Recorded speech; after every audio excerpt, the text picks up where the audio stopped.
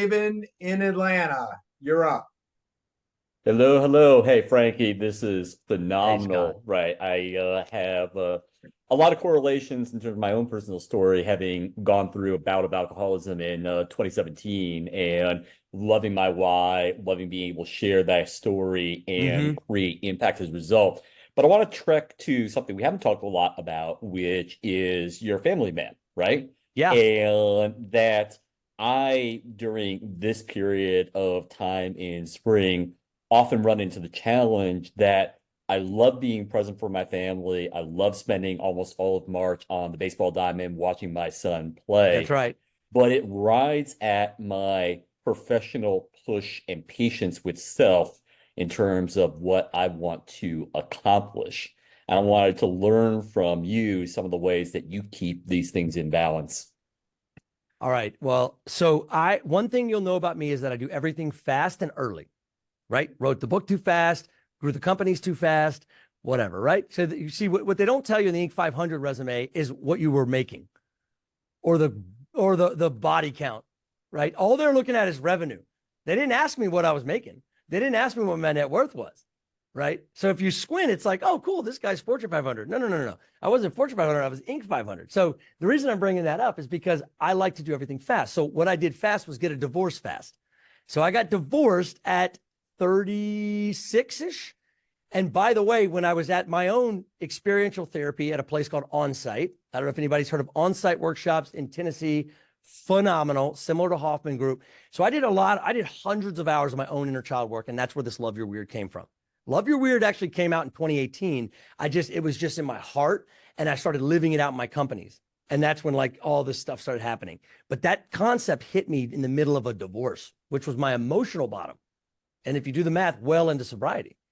And so I've already lived that life where like I'm not wholehearted. I'm checking the box at the dance recital. I'm checking the box at the piano. I'm checking the box at the soccer field so I can get back to my obsession, which was work, right? Because I knew if I always worked and if I was always successful, what would happen? I would never be poor. So I got to the end of that rabbit hole, and like all of the ends of my rabbit holes, they end in a train wreck. Right. So that's how I end rabbit holes for those of you wondering. So if you follow me down one, know that we may end up in a train wreck, but we're going to have a blast on the way. Okay. So I don't mess with that anymore, Scott. Like at the end of the day, I did a lot of work and it was grueling to really reconnect to my whole self. And the way I did it was to connect the 5-year-old Frankie with the 42-year-old Frankie and live that out every day. Or also to the point where like I ended up selling my company to free me up to do the work we're doing here today and not even have to get paid for it, because that's how much I believe in like a wholehearted life, because that baseball diamond that you're at, that is everything, right? And the one thing I hear from parents over and over again, right? So I got 6 kids, right? So anybody else got 6 kids? You're Anybody 101. in the back? In the back. Okay, cool. See, I'm terminally unique. So what happens is that you have these kids and they're people. And when you get to 6, it becomes like really out of control. All right. And there's absolutely no way to wrap your arms around it. There's no spreadsheet to check. It is just, you have to be there. Okay. You just have to be there. And I've changed a lot of things about my life. I mean, I work a lot from my house. This is not my house. This is my office, which is basically just a studio now, because I believe you should work at your house. Or my house is on an airplane, right? So what ends up happening though is that I'm very intentional, because I do have this calling, just like you have your business calling, and you should fulfill that. But what really boils down to is not the amount of time I spend with my family now. It's the way that I do, which is that's the hardest part. The hardest part is taking this and putting it down. And if my wife was on right now, she'd be like, yeah, what do you think about that, honey? Shouldn't you do that?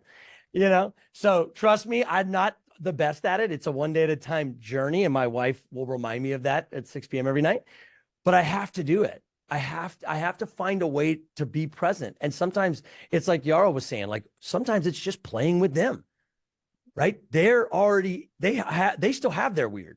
So a big thing for me and my wife, which is difficult and contrary to like how we were raised, as far as like, get back in your cage, don't make me get the hose.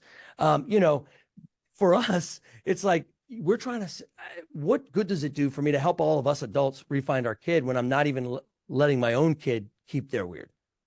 And so it's been a journey, and I've slowly started to align what I do for work, what I do at home, as much as I possibly can to bring that world together. And you can't always, right? But there's some ways you can, and I'm pushing to that journey. So I don't know if that helps, Scott. Hope it does, but it was phenomenal. I got a lot out